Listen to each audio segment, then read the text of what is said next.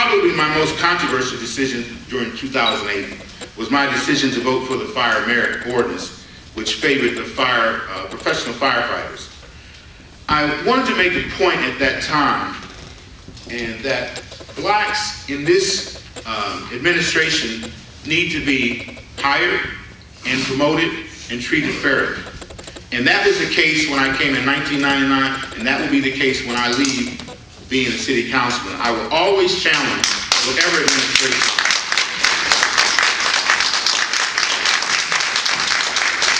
Whatever administration is in place. And it's always funny how the media will try to make it sound like Glynn Hines hates the mayor. And it's not an individual personal issue, it's an issue with equal opportunity, no matter who sits in the seat. Most importantly, the challenge that I had in working with individuals that were in the administration years ago, particularly Chloe Davies and Clifford Clark, and knew the excellent work that they did. They were the two African-American department heads that were relieved of their jobs, and I had a personal investment in all the energy that I put in working with those individuals. But hopefully we will see going forward a commitment by this administration to hire and promote and treat all peoples of color with dignity and respect. That's my request. No, that's my demand.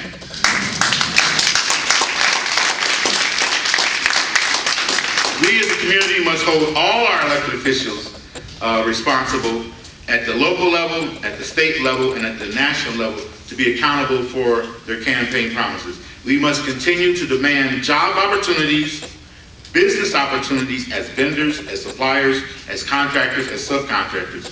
No excuses. You may clap. All right, for 2009, there are a number of initiatives and processes that we need to focus on in order to keep the 6th District progressing in the right direction. The Southeast Development Strategy is the template for doing business in the 6th District. In 2006, the strategy was developed by the citizen stakeholders and the community development arm of the city administration. Any changes in that direction or change in priorities must involve citizen stakeholders before they can be ran up the flagpole as public policy. If not, then the administration should be not play games with semantics and refer to housing options when clearly the intent in the case of the Southeast Strategy Development was not to allow any more concentrated poverty. That was a real buzzword when we met right in this room for a charrette. And not allow more concentrated poverty with low to moderate income housing rental units. The Metro Edge report, which was done, talked about what was needed in this area and the capital disposable income that could be spent. We know that those dollars still exist to some extent, and we know the priorities are still the same: retail, commercial development, and of course housing.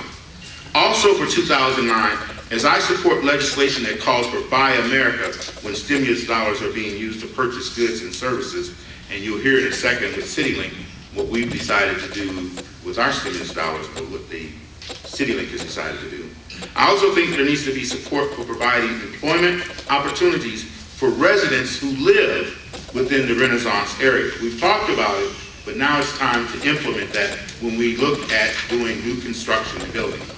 That includes and is not limited to day laborers, contractors, subcontractors, skilled trades, and of course vendors.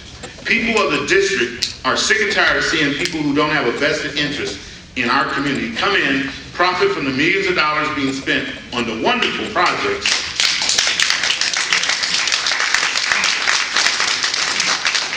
but the citizens not receiving any benefit. A great example of what needs to be replicated is what the Fort Wayne Urban League did, which spent approximately 35% of their total cost to build their new facility, state-of-the-art facility, with minority contractors and vendors. And finally, another major focus for 2009 will be the options that are being discussed at East Allen County School District. The potential closing of Paul Harding High School is critical to the citizens and particularly the children of the 6th District. Those of us who experienced the Central High School situation at busing, my wife Pam was one of those classes, and had youth going all over the city, being disenfranchised and removing them from the comfort of their home district. Once again, our children are being the sacrificial lamb for the sake of saving a dollar. I attended and spoke at the Paul Harding area information gathering session, and even though it was widely publicized, very few parents attended and spoke on behalf of their children. All of the East Allen County Board meetings are open to the public, and those concerned citizens, you, should make time to be there and attend and to be abreast of what is proposed that will impact your students or our kids. I continue to feel grateful for the opportunity to serve as a servant leader of the 6th District, and will do so for the rest of my term. I want to thank all of those supportive constituents who can see the many positive things that we have done in the district over the 11 years that I have served. And I thank you for allowing me to serve. Thank you.